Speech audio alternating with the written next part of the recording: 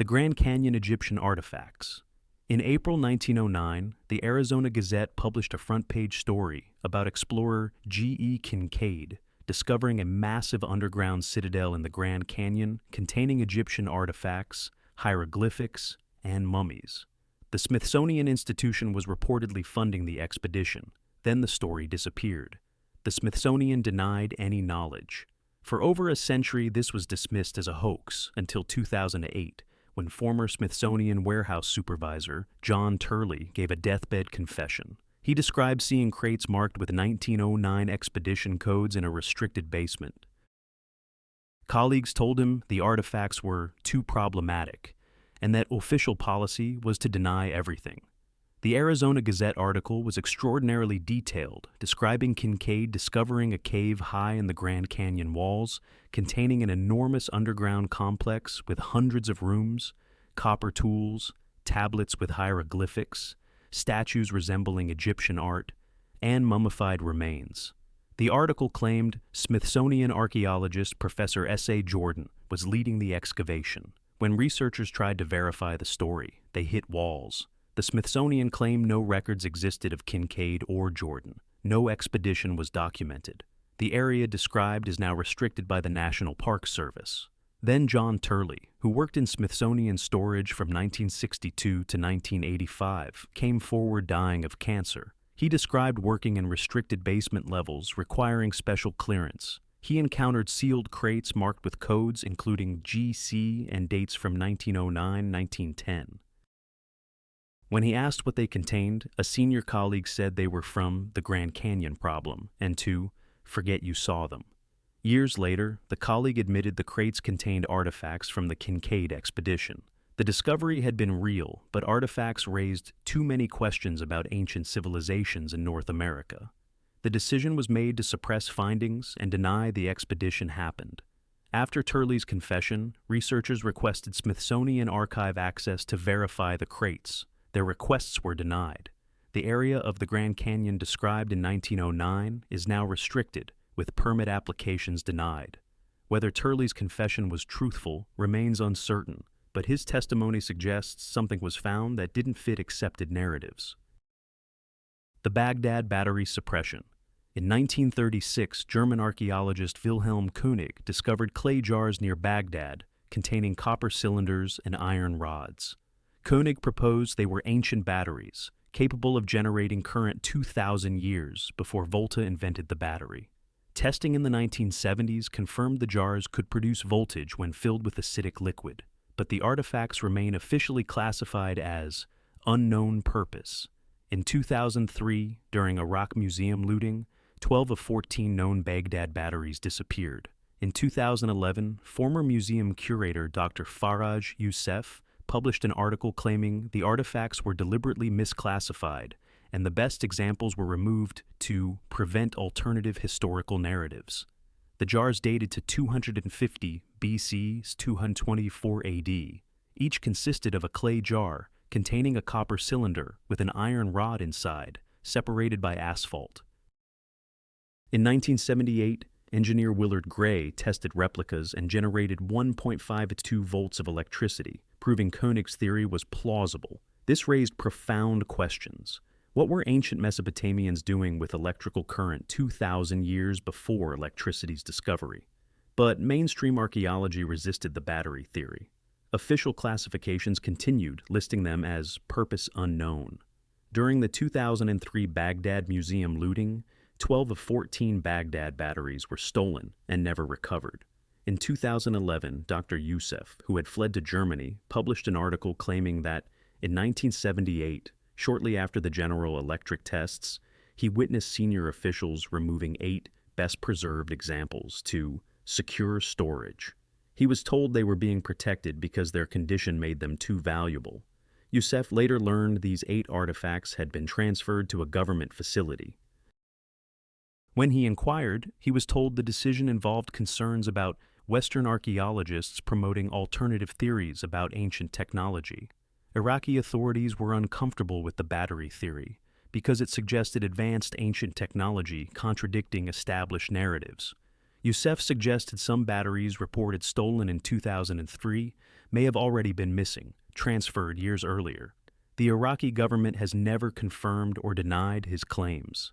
Whether the Baghdad batteries represent ancient electrical technology remains officially unresolved, but Youssef's testimony suggests authorities deliberately suppressed investigation. The Bosnian Pyramid Complex. In 2005, researcher Semir Osmanagic announced discovering massive pyramid structures near Visoko, Bosnia, possibly the world's largest and oldest pyramids, maybe 12,000 years old. Mainstream archaeologists dismiss this as pseudo-archaeology, calling the formations natural hills. But in 2008, geologist Dr. Amir Smail-Begovic, who worked on initial surveys, stated that core samples showed artificial concrete blocks, precisely aligned tunnels, and evidence of human construction. He claimed he was pressured to alter his reports, to describe formations as natural, because European archaeological authorities couldn't accept pyramids older than Egyptian civilization existing in Europe. The Visoko site consists of several large, symmetrical hills. The largest rises 220 meters, taller than the Great Pyramid. Osmanagic organized excavations revealing what he claimed were paved terraces, concrete blocks, and tunnels. The European Association of Archaeologists called it a cruel hoax, arguing the formations were natural flatirons. Then Dr. Smail-Begovic made unexpected claims. In a 2008 interview, he stated core samples showed material that didn't match natural formations, what appeared to be primitive concrete. Ground-penetrating radar revealed geometric patterns suggesting human engineering. Smail-Begovic claimed when he prepared to publish findings, he faced pressure. University administrators called his interpretation premature. European archaeological representatives argued his conclusions would be damaging to legitimate archaeology's credibility. Officials from Bosnia's Federal Ministry of Culture suggested he reconsider, arguing the pyramid theory would make Bosnia look foolish internationally. Smail-Begovic said he was offered incentives to revise his reports to conclude formations were natural. When he resisted, his funding was cut and he was excluded from the project.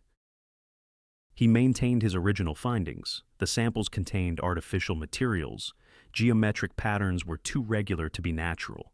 Mainstream archaeology continues dismissing the site, but Smail-Begovic's testimony suggests the dismissal may be partly motivated by institutional resistance to findings requiring rewriting European prehistory. The China Pyramids Mystery. Satellite imagery shows over 100 massive pyramid structures in China, particularly around Xi'an. The Chinese government has restricted access for decades, calling them natural hills or military areas.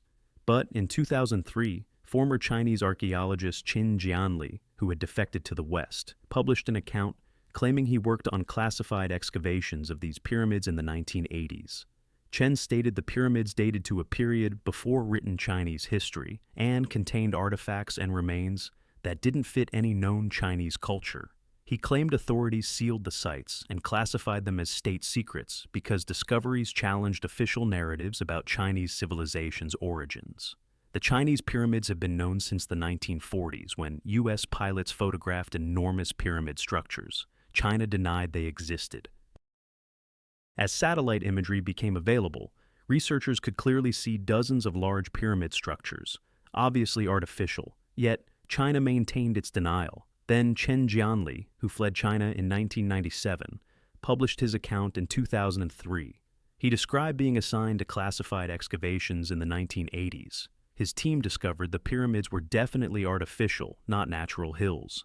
Carbon dating suggested ages of 4,500 to 5,000 years, older than China's documented dynasties. More disturbing were human remains found in burial chambers. Physical anthropology suggested individuals were not Han Chinese or any known ethnic group. Some showed Caucasoid features, more similar to Indo-European populations than East Asian. Artifacts included writing systems that didn't match known Chinese script and advanced metalworking techniques. These findings were problematic. Chinese national identity is built on continuity of Chinese civilization. The official narrative describes Chinese culture developing indigenously. The idea that older, possibly more advanced cultures existed before Han civilization, especially cultures that might not be ancestral to modern Chinese, contradicted this narrative. Chen stated the project was suddenly classified. Researchers signed secrecy agreements. Excavations were sealed. The pyramids were declared military restricted areas. Chen defected in 1997 for other reasons, but published his account in 2003. China dismissed his claims as fabrications by a criminal. The pyramid sites remain restricted.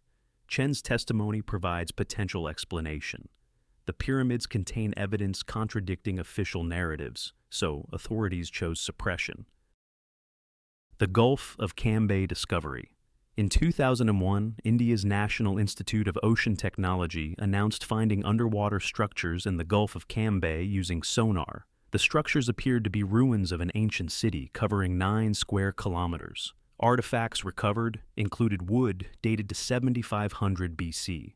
This suggested sophisticated urban civilization existed thousands of years before the Indus Valley civilization.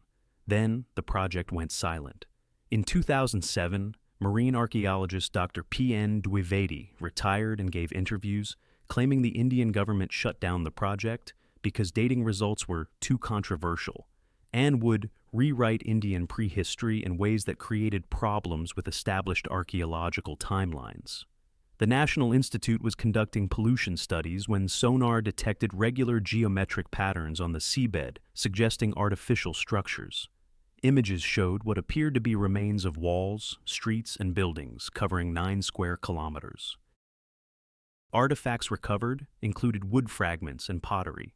Wood samples returned dates of approximately 7500 BC, 9,500 years old. This suggested urban civilization existed in India 5,000 years before the Indus Valley civilization. The announcement generated excitement and skepticism. Plans were made for extensive excavation with international collaboration. Then the project abruptly stopped. Funding was cut. Permissions weren't granted. International researchers received no responses. By 2004, the discovery had disappeared from archaeological discourse. In 2007, Dr. Dwivedi, part of the original team, retired and made surprising statements. According to him, the dating results were accurate. Multiple samples returned similar dates. Additional pottery fragments also suggested ages of 8,000 plus years. Evidence consistently pointed to structures far older than any known Indian civilization. Dwivedi claimed this created panic. The dating contradicted established timelines. It suggested sophisticated urban culture existed when humans were supposedly primitive hunter-gatherers. More problematically, the discovery potentially supported controversial theories about ancient Indian civilizations, promoted by Hindu nationalist groups. Government officials feared the discovery would be weaponized for political purposes. Additionally, international archaeologists questioned whether structures were natural formations. These criticisms, combined with controversial dates, made officials nervous. The decision was made to quietly shut down the project. Dwivedi maintained he believed the structures were artificial and dates accurate. He was disappointed the discovery was suppressed for political convenience. The Gulf of Cambay structures remain unexplored. The Antarctica Ancient Maps. The Peary Reyes map from 1513 showed Antarctica's coastline with remarkable accuracy, despite Antarctica not being officially discovered until 1820. More surprisingly, it showed the coastline without ice coverage. In 1960, U.S. Air Force cartographers confirmed the map's accuracy compared to the continent's coastline beneath the ice. This suggested someone mapped Antarctica before it was ice-covered. But in 2013, a retired Navy officer claimed his team discovered additional evidence during Antarctic surveys in the 1980s. Artificial structures under the ice that appeared on ancient maps. He stated the findings were classified, and his team was ordered never to discuss them. In 1960, Charles Hapgood brought the Peary Reyes map to the Air Force for analysis. The cartographic unit confirmed the southern portion matched Antarctica's Queen Maud Land coastline remarkably, specifically the coastline as it exists under the ice, not covered by glaciers. This indicated the coastline was mapped before being covered by ice, requiring the mapping to be at least 6,000 years old. Mainstream archaeology offered no answer and generally ignored the problem. Then, in 2013, a retired Navy officer using the pseudonym Brian contacted researchers with a startling claim. Brian stated he was part of a Navy survey mission to Antarctica in 1985-1987 using advanced sonar and ground-penetrating radar. During the survey near Queen Maud Land, his team detected unusual geometric patterns beneath the ice. Straight lines, right angles, regular shapes at depths, suggesting they dated to before ice coverage. When they reported findings to command, they were ordered to mark locations and continue without investigation. After returning, team members were debriefed individually and required to sign secrecy agreements. They were told the radar anomalies were classified.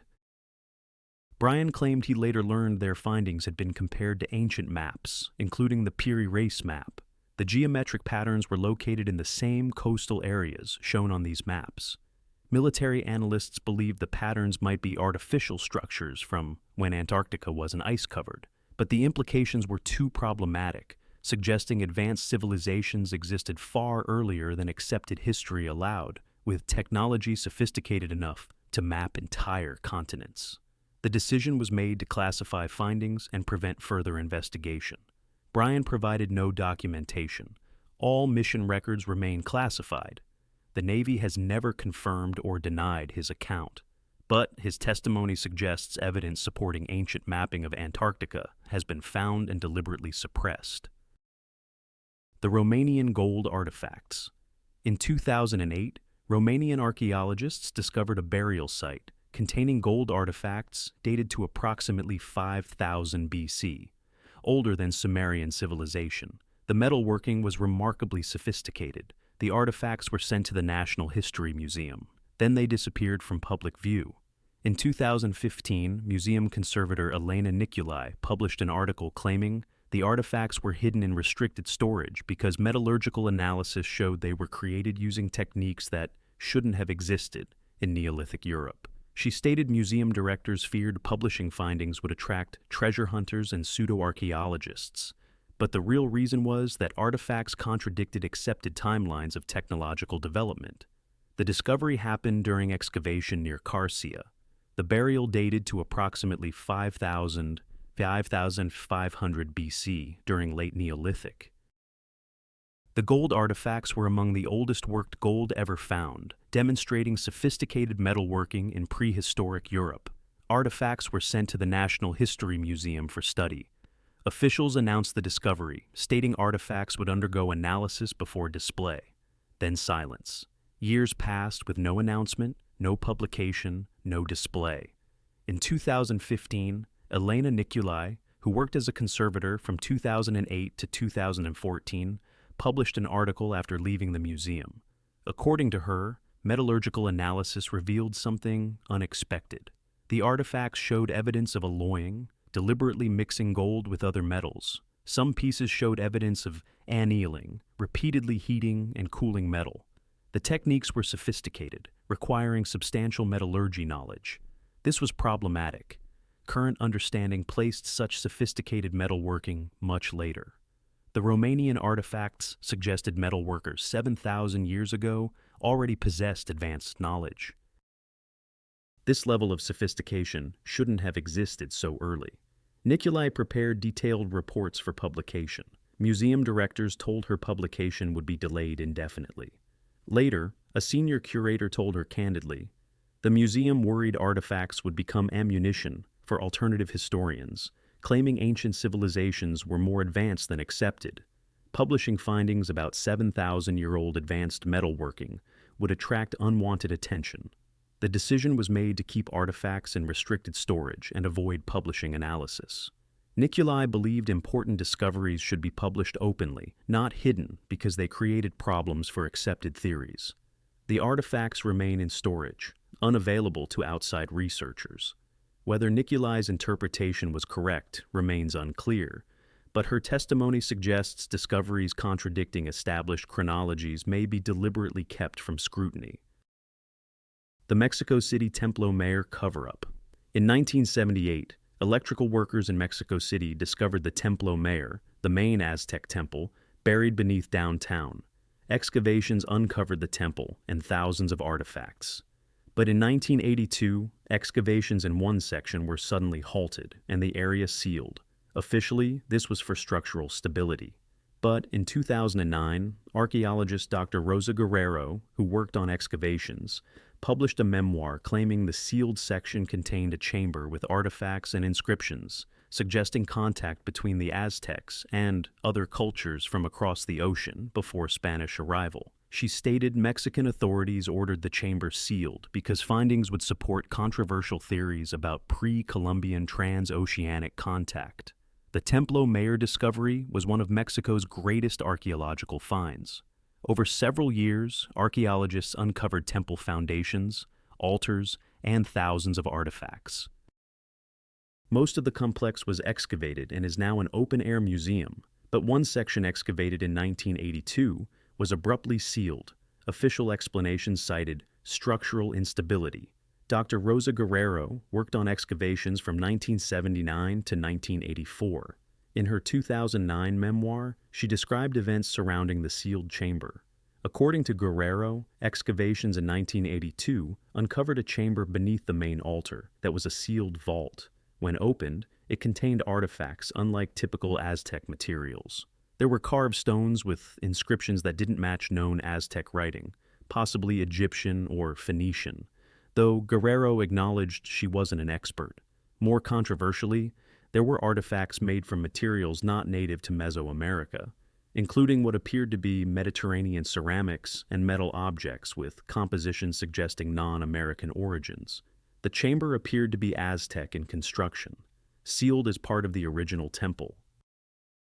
But contents suggested contact with other cultures from across the Atlantic Ocean. This was extremely controversial. Mainstream archaeology firmly rejected significant pre-Columbian contact between Old World and Americas. Guerrero claimed when her team reported findings, authorities from INH arrived immediately.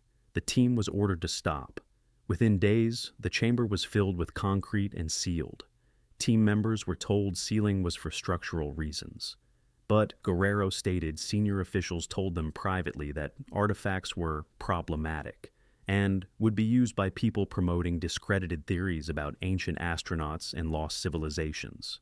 Guerrero believed the real reason was political and academic. If artifacts suggested pre-Columbian transoceanic contact, it would validate controversial theories.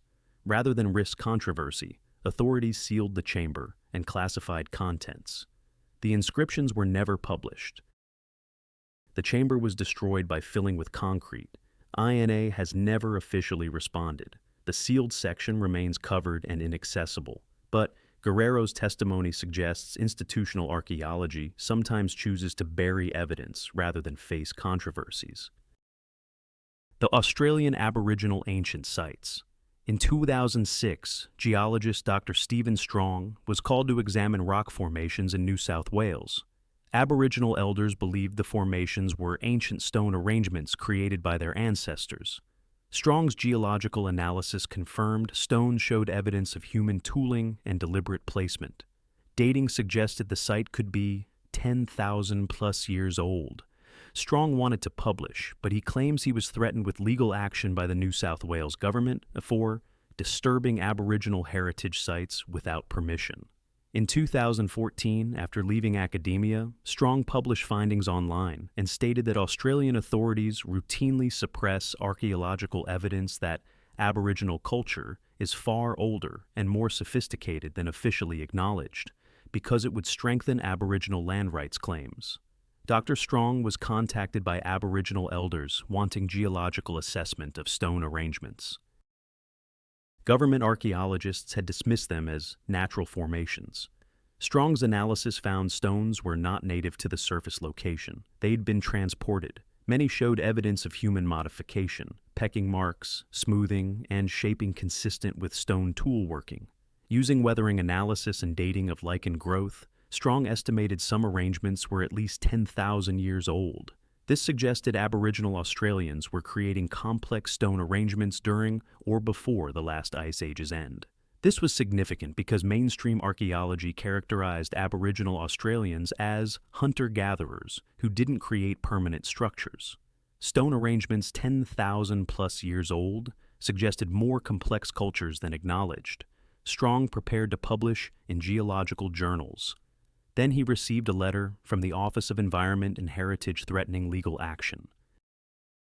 He had conducted research on Aboriginal heritage sites without required permissions, violating heritage laws. He was ordered to cease research and threatened with fines if he published. Strong consulted lawyers who told him fighting would be expensive. Reluctantly, he abandoned academic publication.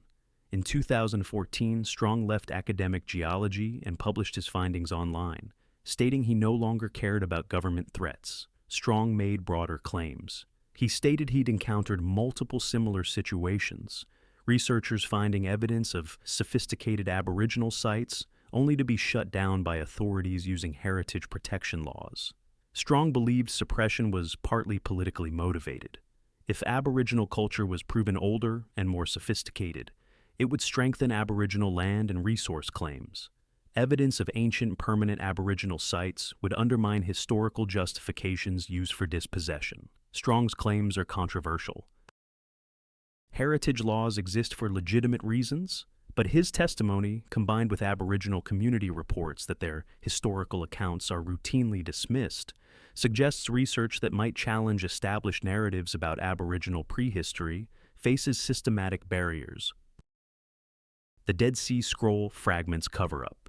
When the Dead Sea Scrolls were discovered in 1947-1956, most were quickly published, but thousands of small fragments remained unpublished for decades, controlled by a small group of scholars. In 2002, many remaining fragments were finally published, but rumors persisted that some were never released. In 2009, former Israel Museum curator Yuval Peleg published an article claiming he had cataloged fragments that were subsequently removed from the collection and disappeared. He stated these fragments contained text that contradicted traditional biblical narratives and were suppressed to avoid religious controversy. The Dead Sea Scrolls are the most important biblical archaeological discovery of the 20th century. Most scrolls and large fragments were published relatively quickly, but thousands of small fragments remained unpublished for decades, controlled by a small scholar team. By the 1990s, pressure mounted. Critics accused the team of deliberately suppressing controversial content. In 1991, unauthorized photographs were released, breaking the monopoly. This forced accelerated publication. Most remaining fragments were eventually published, many containing unexciting content. Then, Yuval Peleg, who worked at the Israel Museum's Shrine of the Book from 1995 to 2007, published an article making surprising claims. Peleg stated that while cataloging unpublished fragments in the late 1990s, he processed several fragments that were subsequently removed from the collection. They didn't appear in later catalogs or publications. They had disappeared. According to Peleg, one set contained text from what appeared to be an alternative version of Deuteronomy. The text differed significantly from the standard biblical version, including different laws and commandments. This suggested biblical texts were much more fluid in ancient times than religious traditions acknowledged. Another fragment contained text describing Joshua not as the conquering warrior of the biblical account, but as a political leader who negotiated peaceful settlements with Canaanites. This contradicted the biblical narrative of violent conquest. Peleg stated when he brought these to senior scholars' attention, he was told they were problematic and would undergo special authentication. The fragments were removed. When Peleg later inquired, he was told they'd been sent to external laboratories. But Peleg claimed the fragments never appeared in any published reports or laboratory catalogs. They had vanished from the scholarly record. Peleg believed fragments were suppressed because their content would create religious controversy. Publishing scroll fragments contradicting traditional biblical narratives could create tensions between secular scholars and religious authorities. Some fragments potentially undermined the biblical conquest narrative, with modern political implications regarding land rights. The Israel Museum and Israel Antiquities Authority have never officially responded. The fragments Peleg described have never been published or made available. Without seeing them, it's impossible to verify whether they contained what he claimed or whether there were legitimate reasons for removing them. But Peleg's testimony, combined with decades-long delays in publishing Dead Sea Scroll materials, suggests some fragments may have been suppressed because their content challenged religious and political narratives. These 10 archaeological cover-ups, confirmed by insiders who participated in or witnessed them, reveal a disturbing pattern. When discoveries contradict established historical narratives, challenge accepted chronologies, or create religious and political controversies, institutions sometimes choose suppression over revelation. The insiders who came forward, museum curators, archaeologists, geologists, military officers, risked their reputations and sometimes faced legal threats. They spoke out because they believed important discoveries were being hidden for institutional convenience. Some cover-ups were motivated by political concerns. The Australian Aboriginal sites threatened land rights. The Mexican chamber risked validating controversial theories. The Chinese pyramids contradicted national narratives. The Dead Sea fragments created religious tensions. Other cover-ups stemmed from academic gatekeeping. The Romanian gold challenged accepted technological timelines. The Baghdad batteries suggested ancient knowledge that didn't fit established narratives. The Bosnian pyramids threatened European archaeological authority. What these cover-ups reveal is that archaeology isn't purely about discovering truth. It's also about managing narratives, protecting institutions, and maintaining established paradigms. When discoveries threaten these interests, evidence gets buried again, literally or figuratively. The insiders who confirmed these cover-ups also hinted at something more disturbing. These 10 cases are likely just the visible portion of a much larger pattern. How many other discoveries remain locked in restricted storage? How many artifacts have been deliberately mislabeled? How many sites have been sealed and classified? Museum basements and government archives worldwide contain materials researchers aren't allowed to study. Some restrictions are legitimate, protecting fragile artifacts or respecting cultural sensitivities. But insider testimony suggests other restrictions exist simply to prevent evidence from challenging accepted historical narratives. The fundamental question these cover-ups raise is, who controls the past? If institutions can suppress archaeological evidence because it's problematic, then our understanding of history is being shaped not by what the evidence shows, but by what powerful gatekeepers decide we're allowed to know. The insiders who came forward believed humanity deserves access to all archaeological evidence, even when it challenges cherished beliefs or requires rewriting history. Their testimonies suggest that beneath museums and in sealed sites worldwide, there's a hidden archaeological record, discoveries deemed too controversial, too problematic, or too dangerous to reveal. These cover-ups aren't conspiracy theories. They're confirmed by people who participated in them. The evidence exists. It's just locked away, waiting for the day when institutions value truth more than protecting established narratives.